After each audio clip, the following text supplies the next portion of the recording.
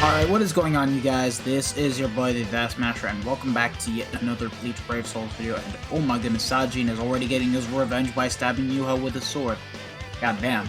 But anyways, today we're going to be showcasing the Resurrected Sajin, which in my opinion got the short end of the stick compared to Shunsui and Toshiro, but nowhere near as bad as Byakuya, because he did actually get some pretty decent buffs in order to make him somewhat a bit more enjoyable.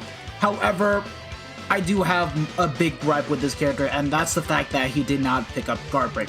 But regardless of that, this character upon release, he was like, what, the very first Flurry character to get both Poise and Spinner, so it was pretty unique for the time, and you could pretty much use him for pretty much most of the content back then, PvE and even PvP, before the 1000-year blower Unohana ranked supreme in PvP and just completely murdered Sajin. And ever since then, Sajin has been pretty much out of the meta ever since then in PvP, and only lasted for like, I want to say 2 months? I don't even remember when this guy came out and the span of release between him and Unohana. But anyways, all you guys really need to know is that he's a Flurry character with the Espada killer, and nowadays there's just better Espada killers that we have today. Like even Fierce Battle with Yoruichi is gonna be a million times better than Sajin for guild quests, even upon being resurrected. But what did he pick up? So for starters, on the soul trait he picked up damage reduction of 12%, which is already pretty good because it just means that for autoing he's going to be surviving a bit more, and if you're looking for a NAD DR hybrid setup, you can actually go for it. Now that being said, I personally would have preferred if he picked up something along the lines of normal attack damage and full spam, but I'm not going to complain about that. And minus 3 out of 5, and the reason why I have his attack at level 10 was because initially for when GQ got revamped, I was lacking the Espada killer, so I pretty much had to use him and get his attack transcended at level 10, even though it didn't really help out much. And I'm not going to level up the focus or the stamina because I know that even after the showcase, I'm not going to be using this character. I didn't T20 him either, so that's all you guys really need to know. And in terms of the buffs that he picked up, he actually picked up 30% Bruiser. Considering he already have 20% normal attack damage as the soul trait, he basically gets that rounded up to 50%, which is already pretty good. He's going to be doing a bit more damage than what he used to back then. He did pick up follow-up, which is actually really nice for a NAD unit. This is a good upgrade because it will allow Sajin to hit the downed enemies with the normal attacks. Because for SP characters, follow-up, you don't really need it because you're already hitting the downed enemies with just the use of the strong attacks.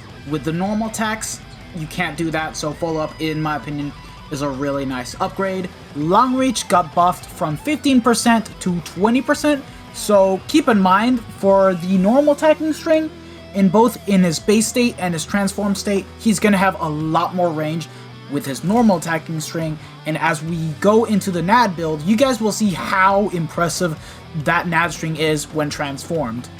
And then he also picked up Weakened Defense, which in my opinion, I can understand what they went for because you want to use the Soul Bomb in order to get the transformation mechanic going on, but realistically speaking, he's a NAD character, you're going to be taking away the SP, so in my opinion, it's just a cosmetic, and honestly, he could have very well easily picked up Guard Break, because if we really wanted to, we can pick Weakened Defense ourselves on the bonus ability. We can't do that, on the other hand, for Guard Break, which in my opinion is a big miss for this character.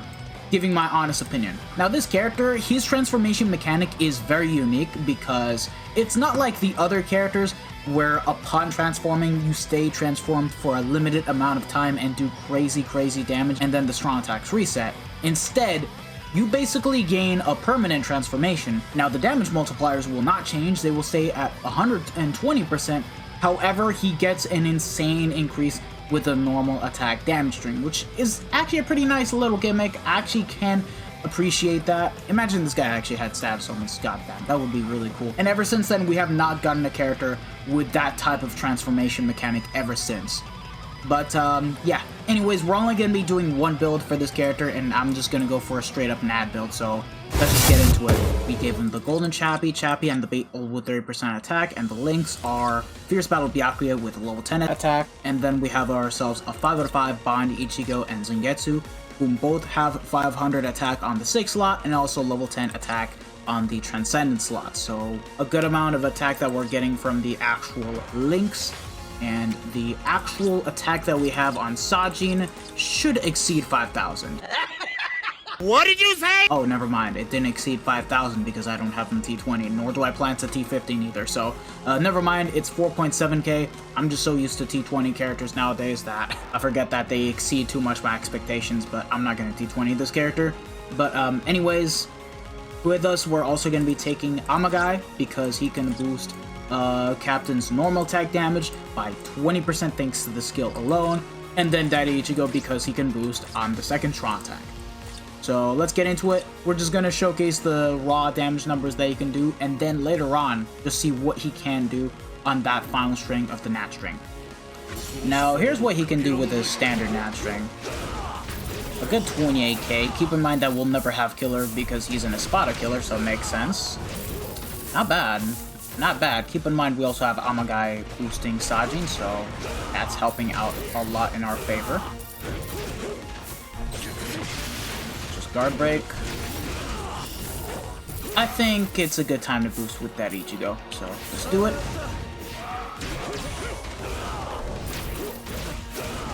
Not bad, 38k. So yeah, he can put in the work, it's just that, again, it would have been very preferable if he had guard break. Now, there's one more flaw about Sajin that can be kind of triggering. When it comes to his strong attacks, now the SA1 is a lunge, so there's nothing wrong with that. It's good for guard breaking. But the SA2, it's basically a range collision attack, which is not what you would want to have since it does push back the enemy mobs. Fortunately, not as far as, for say, True Shikai Ichigo's SA1, where it pushes an enemy back all the way to the edge of the map, but it's still very annoying, and for guild quests, if you plan to use them, it can actually screw you over. So now with his resurrection, he's a lot more usable for guild quests, but I just completely advise against using this character if you have the likes of, I don't know, Fierce Battle Renji, Fierce Battle Yoriichi, or even Wadei Aizen for that matter of fact, as an Espada killer for guild quests. But now, let's use the special. And, oh, I forget that freaking enemies die. Yeah. The crazy thing about him having long reach buffed is that, look at the NAD string that he can do. Like, honestly, I plan to showcase it in the next one, so yeah. Like, hold on. Like, did you guys see that? From all the way over there, we managed to hit that hollow, and even Yachiru. This character would have been so much fun if he had guard break. I'm not even capping. He would have been so much fun if he had that. Alright, now let me just go ahead and, I think here's a good time to pretty much use the Soul Bomb. Yep, now let's boost up with that Ichigo.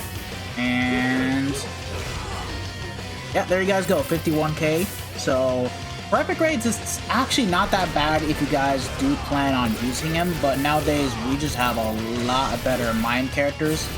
And for epic raids, there's just not that much value into using this character when you can use, per se, the likes of Fierce Battle Kisuke, who is just miles better than Sajin, for starters.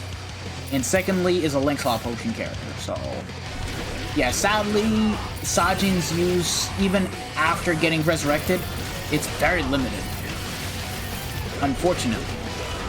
And it's a shame, because if he actually got guard break, at least he would be a lot more fun to use in PvE, especially for Sajin fans that just want to have a good Sajin in the game, honestly.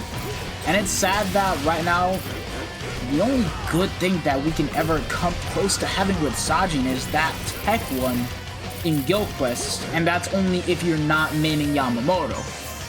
And even that Sajin doesn't have guard break, which is very disappointing.